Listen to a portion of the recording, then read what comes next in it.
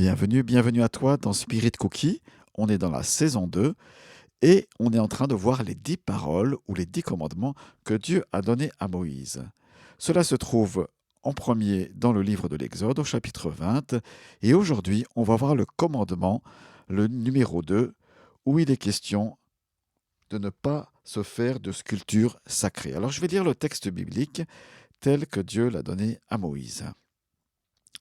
Tu ne te feras pas de sculpture sacrée, ni de représentation de ce qui est en haut, dans le ciel, en bas, sur la terre, et dans l'eau, plus bas que la terre. Tu ne te prosterneras pas devant elles, et tu ne les serviras pas, car moi, l'Éternel, ton Dieu, je suis un Dieu jaloux. Je punis la faute des pères sur les enfants, jusqu'à la 3e et la 4e génération de ceux qui me détestent, et j'agis avec bonté jusqu'à 1000 générations envers ceux qui m'aiment et qui respectent mes commandements. Alors quelques pensées par rapport à ce commandement. Il paraît comme cela brutal, comme un couperet, qui est là au-dessus de l'humanité, et tout être humain qui pratique une adoration d'une sculpture sacrée, eh bien, est détesté de Dieu. En tout cas, cette pratique-là est détestée de Dieu, et il s'ensuit même une malédiction ou un enfermement jusqu'à 3 ou 4 générations qui suivent les pratiques qu'ont fait cette personne. Par contre, si on prend le contraire de ce commandement, lorsqu'on adore Dieu et qu'on le sert lui seul et qu'on le fait par amour, eh bien, il y a une bénédiction qui est là, et Dieu se plaît à dire jusqu'à 1000 générations, c'est-à-dire qu'il devient difficile de compter les bénédictions qui sont là sur toutes ces générations. Que veut dire ce commandement? Quelle est l'exhortation? Quelle est l'injonction qui est là? Alors oui, il est très ferme, et c'est voulu de Dieu. La Bible montre qu'il n'y a pas d'autre Dieu, que tous les autres dieux sont des faux dieux. Tout ce qui est pratique religieuse, tout ce qui est culture sacrée, dans un temple, une église, tout cela, Dieu aimerait qu'on puisse le rejeter. Alors comment se fait-il qu'en Occident, par exemple, même en Suisse, qui est une terre de réforme, il y a beaucoup de lieux de culte où il y a des statues qui sont vénérées, qui sont respectées, qui sont priées même. Et vous pouvez imaginer ce à quoi je fais référence. Pourquoi cela? Alors que dans le texte biblique, et nous avons tous la Bible en Occident, ou beaucoup de gens, il y a une formelle interdiction de faire cela. Tout simplement parce qu'en se prosternant devant une statue qui est fabriquée par la main des hommes, devant une icône qui est peinte par la main d'une femme, devant un vitrail qui représente un saint qui aurait eu un parcours exemplaire, eh bien, on ne peut que réduire Dieu qui est infiniment bon, infiniment grand.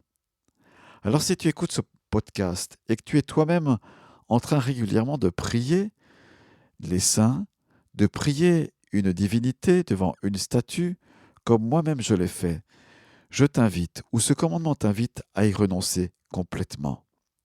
Alors il y a ce qui est fabriqué et qui est visible, mais il y a aussi l'invisible. On peut se faire une idole, que l'on soit chrétien ou pas, de quelque chose, voire de nous-mêmes. Et toute adoration, tout ce qu'on fait, tout ce qu'on met sur un piédestal et qui devient sacré, alors cela nous pousse à pécher contre ce commandement très important. Dieu ne veut pas qu'on le représente lui-même. Il ne veut pas qu'on le réduise à une image taillée, à un dessin, à une peinture. Tous les Christ qui sont représentés en soi ne sont pas gênants. Je pense à cette peinture qui est dans un musée célèbre à Genève, où l'on voit Christ et une pêche miraculeuse qui est sur le lac Léman. En soi, c'est une représentation, ce n'est pas une vénération devant laquelle on se prosterne. Là, il faut faire la différence, bien sûr. Mais parfois, il n'y a qu'un pas dans lequel l'être humain, qui est facilement idolâtre, peut tomber. Alors ce commandement est là pour nous dire, mais de la part de Dieu, mais rejetez tout cela, balancez par-dessus bord tout ce qui est une représentation de moi, qui me limite, ou même tout ce qui est une idole d'un saint qui a pu me connaître. Parce que moi, je veux me manifester à vous tel que je suis. Je veux montrer la grandeur de mon amour, de ma personne, de ma sensibilité. Je veux que vous rejetiez tout cela parce que cela m'indigne. Alors voilà ce deuxième commandement qui a toute son importance. Si ce verset biblique qui a été lu te touche, si tu désires toi-même te séparer de toute idole, eh bien tu peux le faire maintenant ou tu peux me contacter et j'aimerais prier pour toi en personne. Et c'est une chose que je fais assez régulièrement. Je prie en tant que pasteur pour des personnes qui sont comme liées par ces idoles puissent s'en détacher et découvrir la personne de Jésus-Christ qui est une personne admirable. Et on la découvre en marchant par la foi au quotidien. Voilà, c'était Spirit Cookie. Bonne journée, bon voyage et à bientôt.